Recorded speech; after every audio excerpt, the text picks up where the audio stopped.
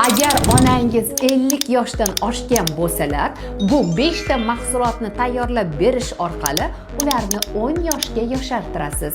5-inchisi eng zo'ri go'zallari. Birinchisi qora mayiz. Menopauzadan keyin ayollarda temir tanqisligi ko'p uchraydi.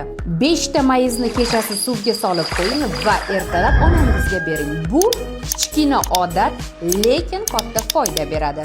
Ikkinchisi chiya urug'i. Miyani yoqilg'i bilan ta'minlaydi. 1 stakan suvga 1 osh qoshiq chiya solib kechasi qoldiring. Ertalab ichilganda xotira va diqqat ancha yaxshilanadi. Uchinchisi zig'ir urug'i. Gormonal balansni qo'llab-quvvatlaydi, yurakni himoya qiladi. Uni maydalab qatiqqa yoki ovqatga qo'shish kerak bo'ladi. To'rtinchisi qovoq urug'i.